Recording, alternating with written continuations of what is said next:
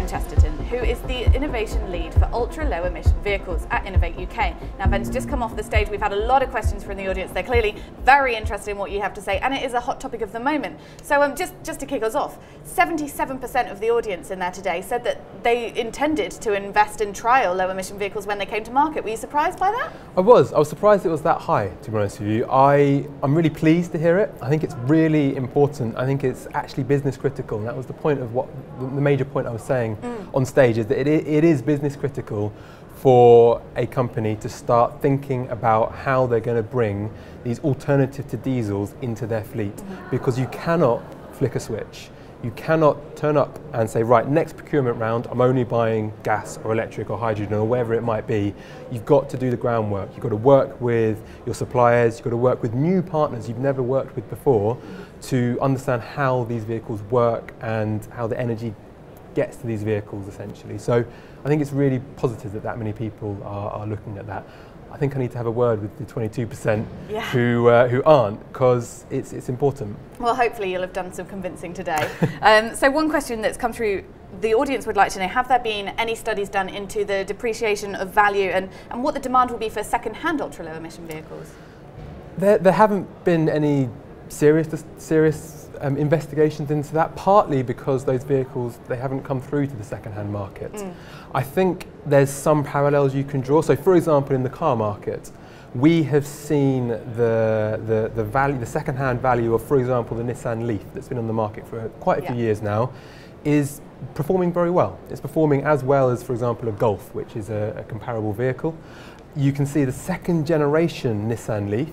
When you're thinking about if you're going to go on a hire lease arrangement, the costs for a brand new Nissan Leaf are lower than the old model, because they have more confidence in that residual value. These leasing companies have more confidence. It's squarely down to having more confidence in the residual value. So we've seen it in the car industry, which is more mature.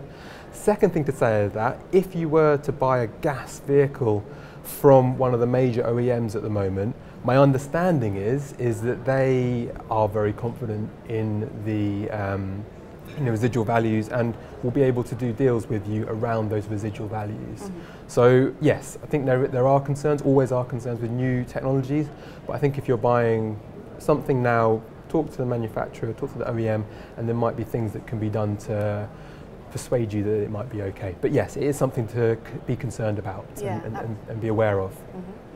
And obviously there are lots of exciting alternative fuels coming through and being developed and all these amazing technologies, but the one that everyone seems to keep coming back to is electric. And the question that then comes out of that is, how is our electricity infrastructure in the UK going to cope with these vehicles?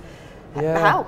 So this is a good one. I mean, if you were to think about it as someone that didn't understand how the system worked, you would say there is going to be X amount more demand on our grid. That would require the building of a number of new power stations to meet that demand. But when you talk to people like National Grid, who manage the network, and some of the major companies involved, they say that is not the case. They can, the time of day they expect the vehicles to be charging, for example, overnight, when there isn't that much of a demand on the network. There are things that we are doing, innovations that we're doing at the moment around, for example, vehicle to grid. So you take the energy from the vehicle, you put it into the grid at times when the grid needs it, or for grid balancing, or just simply having a control system on the vehicle or on the charger, so that the vehicle cannot take charge when there's a high demand on the grid, but will still be charged for 6 o'clock the next morning when you need to leave. So there are, first of all, the main thing to say is there isn't a concern there. There might be some concerns at a local level. So within your personal depot, for example, there will need to be some kind of systems to allow you, for example, if you're currently on 100 vehicles, it is very unlikely that your depot will be able to cope with 100 vehicles charging. But what we're not suggesting is that you need to spend millions and millions of pounds on upgrading the grid, so that and that's on an asset that you don't own, by the way. So National Grid or whoever it is owns that asset, and you've just paid for its upgrade. That isn't something that we're expecting to see. There's a lot of work being going on at the moment around, for example, on-site battery storage to even out the peaks, or smart charging where the vehicles charge through the night, not all at the same time. And also working with the national grid and the companies like that to allow you to access more energy from the grid at times when others aren't using it. So there are ways that we're overcoming that, and it's not something people should be concerned about. Okay, and finally, the audience has asked, is the responsibility for finding better technology for vehicles on the shoulders of the haulier, the government, or the manufacturers? It's quite a vanilla answer to this, I'm afraid, but it's all three in reality. I think they each play their own part. So I think the governments, they need to provide the incentives. Yeah. So, for example, there is a plug-in van grant, there's a plug-in truck grant. So if you're able if your vehicle meets that criteria, you can get an amount off the purchase of the vehicle in the same way you can with a car, and it's been very successful with the cars. Yeah. There are other incentives around charging, again, government incentives around charging. There are R&D programs that we're doing that hauliers can be involved in.